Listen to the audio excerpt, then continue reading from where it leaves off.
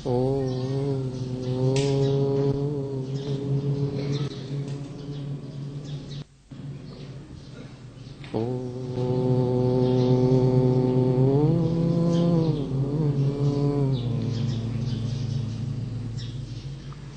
मंगलमय मंगलकरण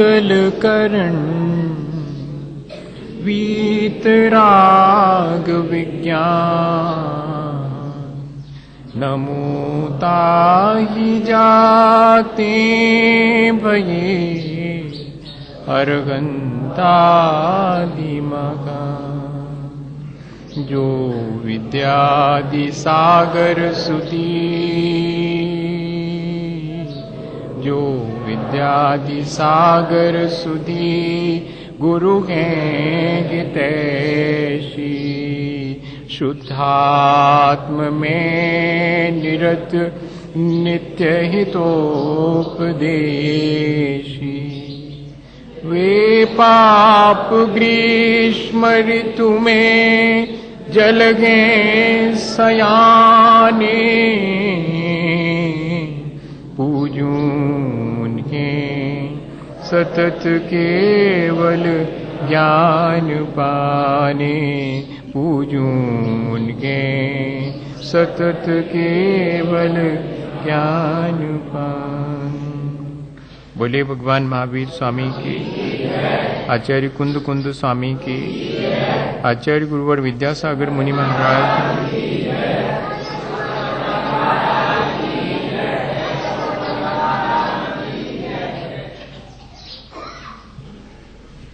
हम सभी अपने जीवन के क्रमिक विकास की प्रक्रिया पर विचार कर रहे हैं। हमें जो मनुष्य जीवन मिला है, हम उसे और कैसे बेहतर बनाएं और कैसे बेहतर ढंग से अपने जीवन को जिएं।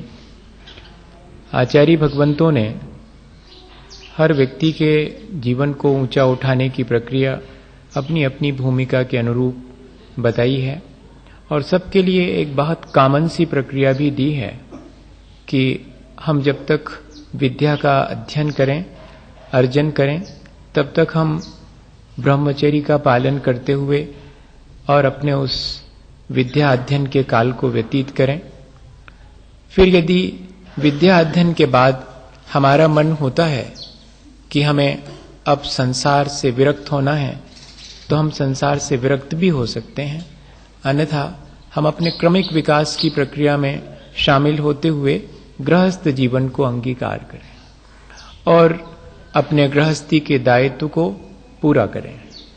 गृहस्थ जीवन में प्रवेश करना और गृहस्थी के दायित्व को शांति पूर्वक और संतोष पूर्वक निर्वाह करना। गृहस्थ का कर्तव्य है कि वो अपनी गृहस्थी को शांति और संतोष पूर्वक व्यतीत करे, अपने दायित्व को पूरा करे और दायित्व को पूरा करके फिर घर में रहते हुए भी और दृष्टि उसकी निष्प्रय होकर के जंगल की तरफ हो जावे।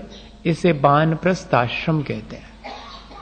विद्या अध्ययन के समय ब्रह्मचर्य का धारण करें, फिर गृहस्थ आश्रम में प्रवेश करके अपने कर्तव्यों का पालन करें और कर्तव्य पूर्ण हो जाने पर, यानी सीधी बात है कि अपने बच्चों को पाल पोस के बड़ा कर दिया, अब बच्चों के पालने पोसने की जिम्मेदारी नहीं है अपने ऊपर। बात इतनी है सिर्फ, लेकिन यहां जाके हम लोग गड़बड़ा जाते हैं। अपना कर्तव्य पूरा किया, बच्चों को पाल पोस के बड़ा किया, अब बच्चों को पालने पोसने की जिम्मेदारी क्यों? अब निष्प्रय होकर के घर में तो रहेंगे, लेकिन अब अपने आत्म कल्याण और प्राणी मात्र के कल्याण की भावना रखते हुए रहेंगे।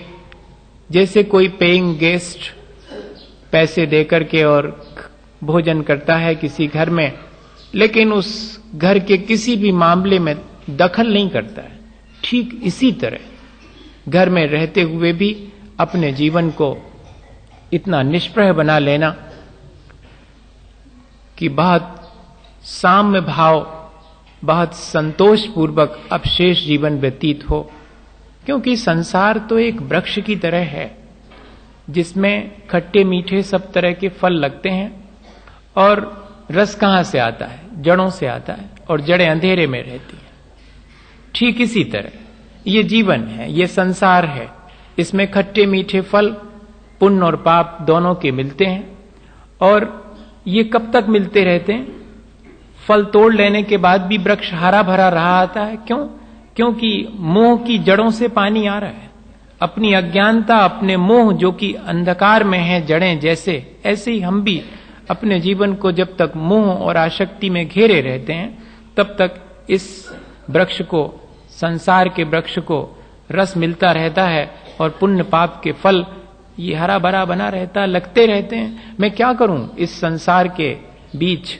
तो मैं सबसे अच्छा है कि इस संसार के बीच और समता भाव और संतोष पूर्वक अपना जीवन व्यतीत करूं।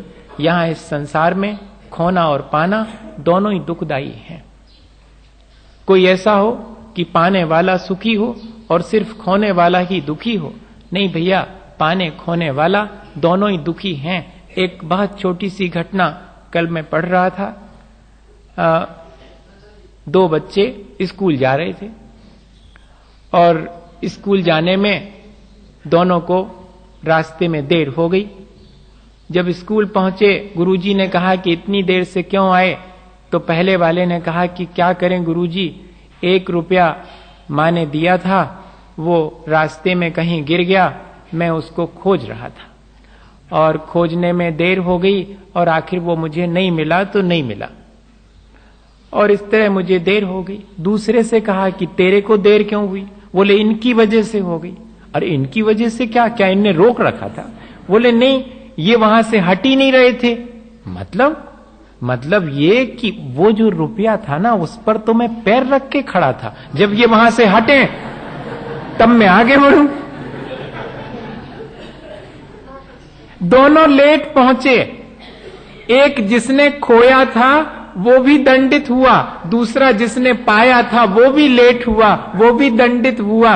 एक को खोने की पीड़ा है, एक को पाकर के फिर खो ना जाए इस बात का भय है। दोनों को ही तकलीफ। संसार इससे ज्यादा और नहीं है। यहां हम खो देते हैं तो दुख पाते हैं, मिल जाता है तो उसकी सुरक्षा का इंतजाम, उसका भय, वो भी हमें पीड़ा देता है।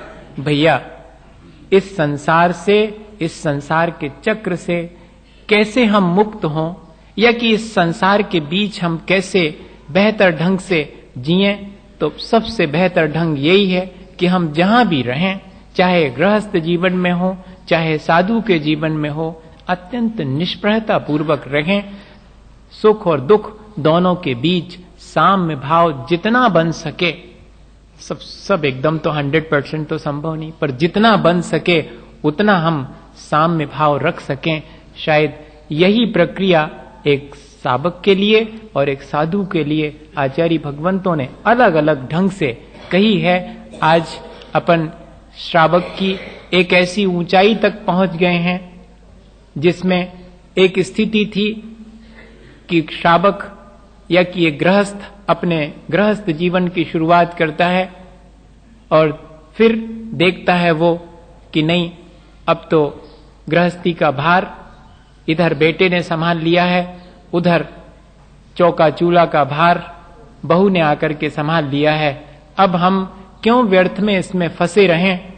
तो नई कमाई करना बंद कर देता है और पुराने संचित धन को भी अपने बेटे और बहू को चाबी सौंप देता है। यहां तक इतनी प्रक्रिया हो चुकी है। आरंभ त्याग करना मतलब नई कमाई करने की प्रक्रिया बंद कर देना। अब बेटे कमाएं, बेटे जाने, मैं कोई भी अब नया संचय नहीं करूंगा। पुराना जो संचित मेरे पास है उस पर भी मेरा क्या अधिकार, काय के लिए किया था, इन्हीं बच्चों के लिए इनके सुपर्द कर दिया। अब लेकिन अभी थोड़ा सा भीतर घर में रह रहे हैं तो ये बच्चे जरा समझदार हो जावें, कभी आकर के पूछ लेते हैं कि ये चीज कैसी करें, तो बताने का मन हो जाता है कि वर्षों का अनुभव है, इसको ऐसे करो। तो संसार के काम की थोड़ी बहुत सलाह दे देते हैं। कोई काम बिगड़ जाता है तो जरा उलाहना देने का मन होता है, जरा शिकायत करने का बच्चों का मन होता है, कोई जरा ठीक से अपना व्यवहार नहीं करता है घर गृहस्थी में, तो उसको समझाने का मन होता है, लेकिन अब नहीं। अब एक और स्थिति ऊंची हो गई कि अब सलाह देना भी बंद कर देंगे। आचार्य भगवंतों ने लिखा, अनुमतिरारंभे वा परिग्रहेषु ऐहिकेषु वा, मैं उसको एक लाइन को भूल रहा हूं, नास्ति खलु यस्य समधीर अनुमति विरतः समन्तव्या। अब पहले तो खुद नया संचय करने के लिए 80-80 कृषि विद्या शिल्प वाणिज्य की मदद लेते थे, अब वो भी छोड़ दी। और जो परिग्रह था उसमें भी थोड़ी ममत्व भाव तो था, वो भी छोड़ दिया। लेकिन अब एक चीज, एक कदम और आगे बढ़ गए कि खुद तो नया धन नहीं कमाएंगे, पुराना धन भी जितना लिमिट अपनी रखी हो उतना ही रखेंगे, उसमें भी ममत्व नहीं रखेंगे अंतरंग में।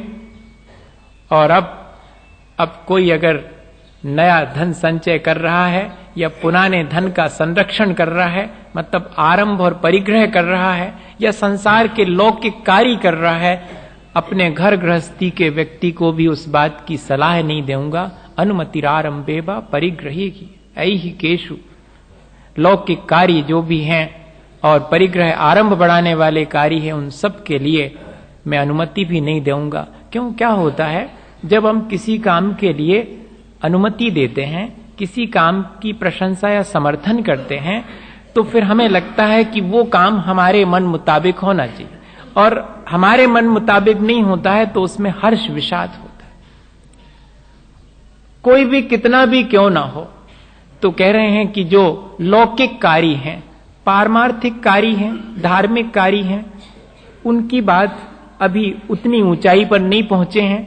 तो कहते हैं कि कम से कम जो पाप के कार्य हैं, जिनको अब बच्चों ने संभाल लिया है, घर गृहस्थी के काम हैं, इस संसार के काम हैं, उन संसार के कामों में अब अनुमति भी नहीं देना, उनका समर्थन भी नहीं देना।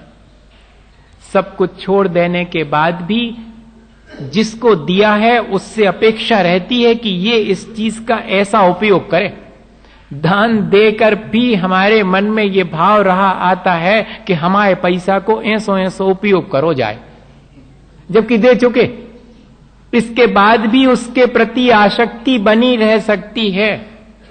इसलिए ये 10वें नंबर की प्रतिमा रखी। एक गृहस्थ को गृहस्थी में रहते हुए भी जरा अभ्यास तो कर लो, नहीं तो बाहर जाओगे तो फिर अभी घर में अपने बच्चों को जैसे सब दुनिया के कामों की सलाह देने की आदत पड़ी है, बाहर समाज के बीच जाओगे तो सन्यासी बन करके भी सबके कामों में इंटरफियर करने का मन बना रहेगा। बताइए आप। इसलिए घर में रह करके ही ये साधना कर लो कि अपने घर के लोगों के काम में भी इंटरफियर नहीं करना, फिर बात दूसरों के में क्या इंटरफियर। बच्चे जैसा कर रहे हैं उनको करने दो, बनाते हैं बनावें, बिगाड़ते हैं बिगाड़ें, मिटाएं तो मिटाएं, हमने तो छोड़ दिया। इतनी निष्प्रहता घर में रह करके। और सबसे बड़ी चीज ये होती है कि अगर घर छोड़ देवे, समाज के बीच रहने लगे, तो फिर कैसा आ जाता है, मैं थोड़ा बड़ा हूं इन सब से।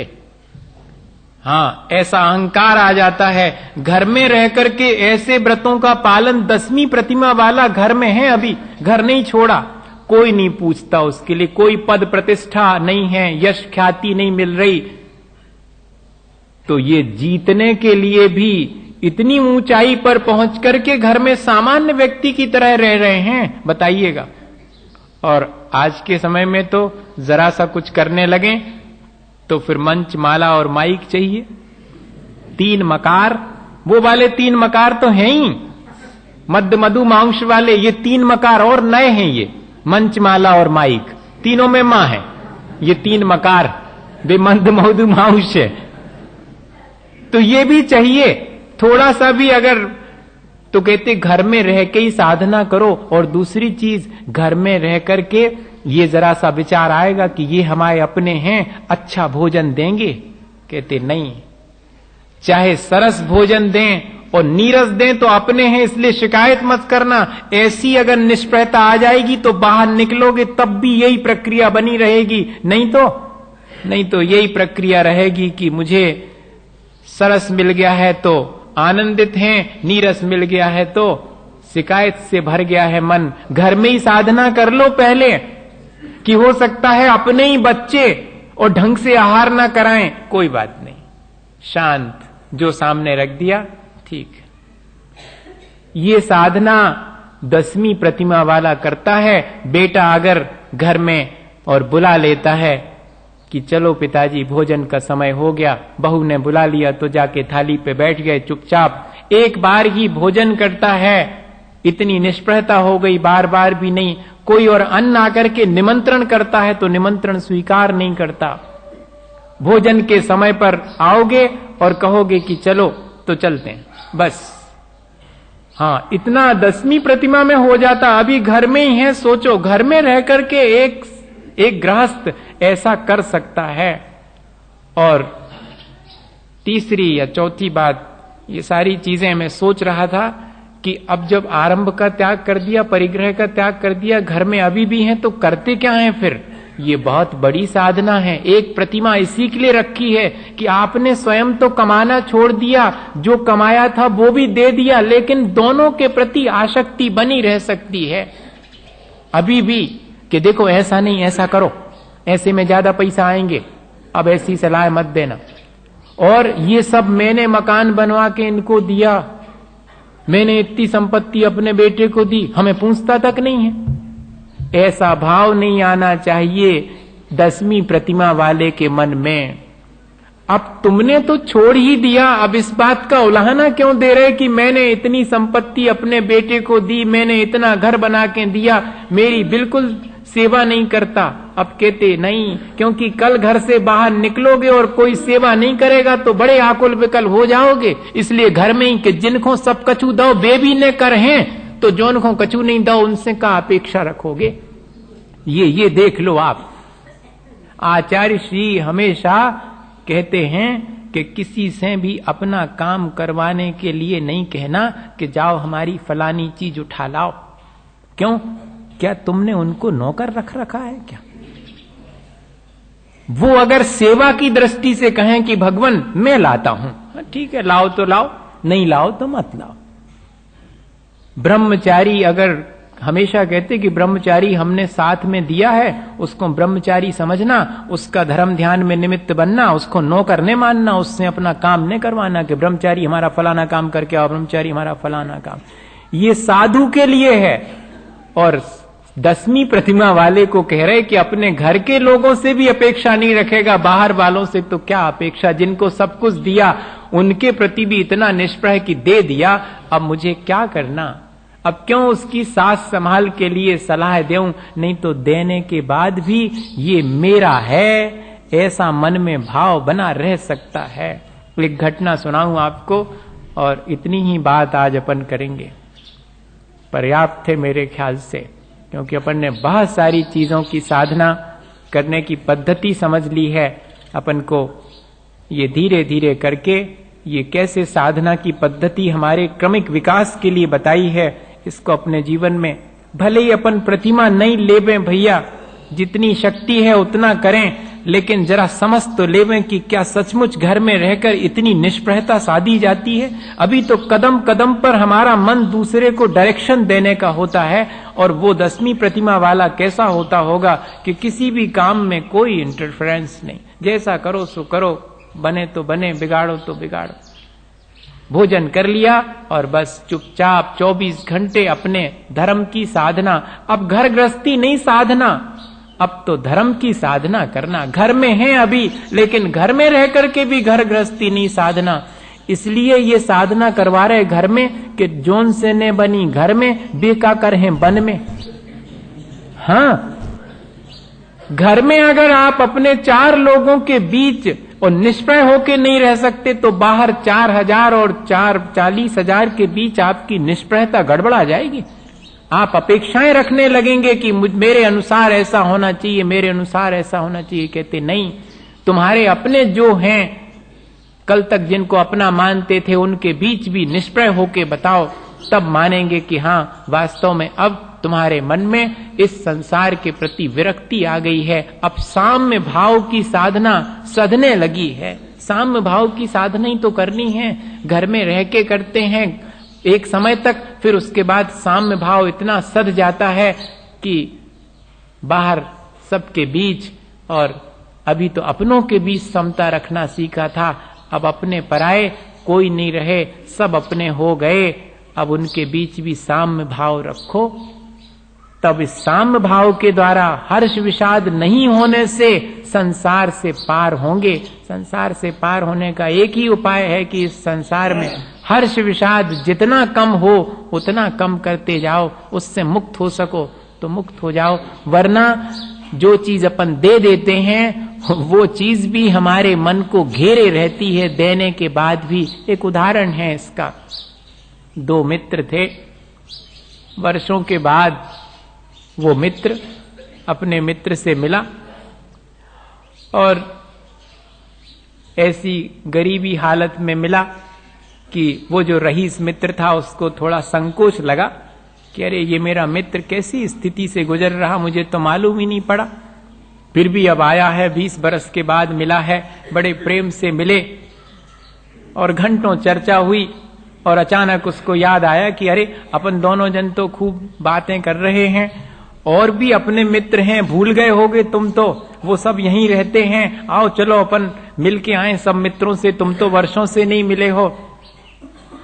तो वो जो नया मित्र आया था, गरीब था, उसने कहा सुनो ऐसे नहीं जा पाऊंगा, तुम्हारे पास तो आ गया हूं, और मित्रों के पास ऐसी फटी हालत में जाना ठीक नहीं है। अरे तुम कैसी बात करते हो, हमारे कपड़े रखे हुए हैं, तुम वो ले लो। और एक जोड़ी कपड़े जो कहीं से मिले थे, मेहमानी में मिलते अच्छे, वो मिले थे, सो वो रखे थे, इनने कभी पहने ही नहीं थे, सो वो उठा करके उसको दे दिए, उसने पहने, सो उस पर बड़े सुंदर लगे।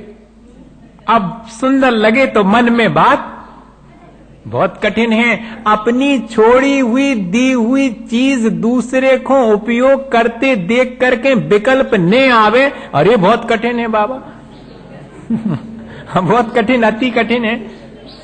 अपनी छोड़ी हुई चीज कोई दूसरा उपयोग कर रहा है तो देख करके लगता कि हमारी है जी, हमारी, अबे भी देने के बाद भी हमारी है।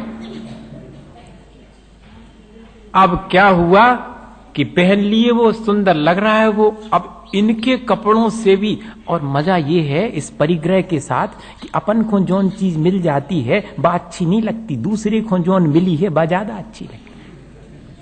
बोई कपड़ा दूसरा पहने हुए तो लगता कि बहुत सुंदर है, अपन जब खरीद के बोई ले आवे तो 2-4 दिन के बाद अब जो नहीं, अब वो दूसरा नहीं देखते अपन। संसार में ऐसे ही तो होता। अब वो कपड़े दूसरे के बहुत सुंदर लग रहे हैं अपने मित्र के, अब ले गए उसको दूसरे मित्र के यहां पर। सारी चर्चा हुई, ये हमारे पुराने मित्र हैं, 20 बरस के बाद मिले हैं, तुम तो भूल ही गए होगे उस समय हम बचपन में खेला करते थे, और सब बड़ी प्रशंसा अपने मित्र की। और फिर बाद में धीरे से कहा कि ले रही कपड़ों की सुजी हम ही रे आए। अब देखो आप, वो जो भीतर का भाव था वो तो गया नहीं, सब बातें करी, मित्र को मिलवाया, लेकिन आखिरी में कह ले रही कपड़ों की सुजी हम ही रे आए। अब वो मित्र बड़े पशु पेश में बाहर आया कि ले सुनो अब नहीं जाऊंगा तुम्हारे साथ में। अरे तुमने कपड़े दिए तो ये कहने की क्या जरूरत थी। बोले यार क्या करें, वो बहुत हमने मन में तो बहुत सोचा था कि हम कुछ भी नहीं कहेंगे और क्या करें, लेकिन वो निकल गई बात के लिए, अब हम बहुत सावधान रहेंगे, अब नहीं कहेंगे, कुछ भी नहीं कहेंगे। अब चले भैया दूसरे मित्र के यहां, वो बहुत कठिन है बात, इतनी आसान नहीं है जाना भीतर से। अब दूसरे मित्र के यहां गए तो दूसरे मित्र से भी सारी बातें कहीं कि वर्षों बाद आए हैं, बड़े पुराने मित्र हैं, बड़े प्यारे हैं, और हम लोग बचपन में ऐसे ऐसे और खेला करते थे। अब मुंह पर तो वही बात, तो अब बहुत संभाला और फिर बोले कि रही कपड़ों की कि ले जे नहीं किया है। अब बताओ आप, रही कपड़ों की सो ये इन्हीं के हैं। अब ये कहने की क्या आवश्यकता थी कि ये इन्हीं के, लेकिन अब ये नहीं कहा कि मेरे हैं, अब थोड़ा संभाल लिया कि रही कपड़ों की सो ये इन्हीं के हैं कपड़े। अब मित्र ने कहा कि जब मेरे ही है तो ये कहने की क्या जरूरत थी। अभी भीतर का भाव गया नहीं है, बहुत कठिन है। अभी थोड़ी बात और रह गई, कहानी और आगे बढ़ती है। तीसरे के घर जाते हैं और सारी चर्चा होती है कि बड़े अच्छे मित्र हैं और वर्षों बाद मिले हैं, और बहुत कोशिश करता है वो कि कुछ भी नहीं बोले, लेकिन आखिरी दम निकलते निकलते और कहता कि रही कपड़ों की, तो मित्र ने घूर के देखा तो कहता मुझे कुछ नहीं कहना कपड़ों के बारे में।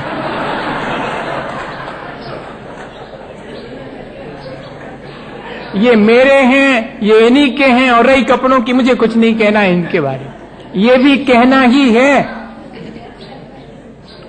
इतना भीतर हमारे इन चीजों के प्रति आसक्ति हो सकती है। आचार्य भगवंत इस बात को समझते थे, इसलिए उन्होंने एक अलग से प्रतिमा रख दी कि सब छोड़ा, लेकिन छोड़ने का भाव भी छोड़ देना, कि मैंने ये छोड़ा है, कल तक ये मेरा था। इस तरह का भाव छोड़ना यह भी बहुत कठिन है। अब संसार में रहते हुए अगर हम इतनी निष्प्रहता साध लेवें तो ही हम संसार से पार हो सकते हैं। क्रम क्रम से अगर हम अभ्यास करें, थोड़ा सा अभ्यास अपने जीवन में, जैसे कि बहुत सहज सी चीज है कि अपन जो ज्यादा घर गृहस्थी में इंटरफियर करते हैं, ये जो एक आदत है वो थोड़ी कम होनी चाहिए। हमसे बहुत लोग कहते हैं कि महाराज आप कुछ नहीं बोलते, आप कुछ भी होता रहता कुछ भी नहीं बोलते। अब हम उनसे क्या कहें कि मुनि महाराज होने के बाद वहां कह रहे हैं कि सदगृहस्थ 10वीं प्रतिमा वाला कुछ नहीं बोलेगा, जो करो बनाओ तो मिटाओ तो, सच्चे रास्ते पे चलो गलत पे चलो, जो करने करो। हम कौन होते हैं? 10वीं प्रतिमा वाले को सलाह दी जा रही है कि वो किसी के किसी भी कार्य में पता नहीं कौन किस दृष्टि से क्या कर रहा है, भगवान जाने वो क्या कर रहा है। हम कौन होते हैं? हम तो अपना कल्याण करने के लिए जो हमें करने योग्य है वो करें, दूसरे को क्या करने योग्य है उसकी जिम्मेदारी उसकी है। इतनी निष्प्रहता आना बहुत मुश्किल है, पर साधना तो यही है भैया कि जितना बने उतना संसार में सब देखो, जानो, देखो, बिगड़ो मत। और हम लोग जानते देखते तो हैं कमती और बिगड़ते ज्यादा है। जानो देखो, साक्षी भाव से अत्यंत निष्प्रय होकर के संसार में क्या क्या चल रहा है। एक रंगमंच है, जैसे कि जीव आता है रंगमंच पर, अपना नाटक दिखाता, अपना खेल दिखा के बाहर निकल जाता है, ऐसे ही ये संसार है। यहाँ कोई हर्षित है, कोई विषाद से युक्त है, कोई सच्चे रास्ते पर जा रहा है, कोई गलत रास्ते पर जा रहा है। सब तरह के जीव अपने हिसाब से जा रहे हैं। मैं तो सिर्फ जानता देखता हूं, मैं उसमें रचता पचता नहीं हूं। ये अगर चीज हमारे साधना में आ जावे, कम से कम इतना तो कर ही लो भैया घर गृहस्थी में कि जरा जरा सी बातों में, और जो अपन बच्चों को टोका टाकी करते हैं, जरा जरा में उलाहना और शिकायत करते हैं, या तो संस्कार देव तो बचपन से ही देव कि केवे की न रह जावे। और जब बड़े हो गए तो उसके बाद 16 वर्ष का पुत्र होने के बाद लिखा है कि मित्र के समान व्यवहार करना। अब उसके किसी भी काम में अगर मांगे तो सलाह देना, अन्यथा चुप रहना। मित्र के समान सलाह देना, आप पिता के समान अनुशासन नहीं करना। विनोबा के जीवन की घटना सुनाऊं और बात पूरी हो। उनके पिता ने यही उदाहरण प्रस्तुत किया था। घर में रहते हुए विनोबा को रोज किसी न किसी काम की डांट पड़ती थी। कोई ना कोई गलती निकाल ही लेते थे पिता। रात 9 बजे भी आएंगे लौट करके और विनोबा सो गए होंगे तो जगवाएंगे, विन्या सो गया क्या? हाँ सो गया, जगाओ। तो जगा करके पूछेंगे कि फलाना काम किया था, वो तो नहीं कर पाए, तो डांटेंगे और डांट करके कहेंगे जाओ कल कर लेना, सो जाओ। ठीक है। अब एक दिन ऐसा हुआ कि पिता आए, विन्या जाग रहे हैं, बचपन का नाम विन्या था उनका, विनोबा का, तो जाग रहे हैं, फिर भी पिता ने कुछ नहीं बुलाया, नहीं आज तो डांटा भी नहीं। अब ये बड़े मुश्किल में, देखो मुश्किल में, नींद नहीं आई रात ठीक से, सुबह 4 बजे मां उठी तो ये भी उठ गए, मां कल पिता आए और पिता ने मेरे से कुछ भी नहीं कहा, रोज आकर के कुछ तो थोड़ा बहुत डांट लेते थे, आज तो बोले तक नहीं। इतनी निष्प्रहता बहुत कठिन है। मां ने कहा उन्हीं से पूछना। तो सुबह जब पिता जागे तो पिता से कहा कि कल मेरे से कोई गलती हुई क्या, आपने इतना भी नहीं मेरे लिए कुछ कहा, कुछ तो कह लेते, गलती भी हुई है तो भी कुछ कह लेते। तो पिता की आंख में आंसू आ गए, इशारा किया कि उस टेबल पर लिखा हुआ कागज रखा है, देख लो।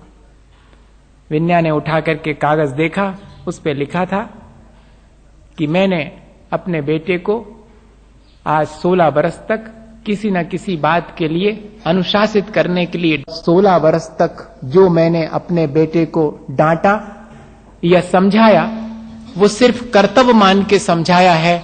मेरा बेटा इससे दुखी हुआ होगा, मैं अपने पुत्र से आज क्षमा याचना करता हूं कि मैंने 16 बरस तक उसे जो कुछ कहा उसकी वो बुरा ना माने, मैंने तो उसके अच्छे के लिए उसे कुछ थोड़ा बहुत सलाह दी है।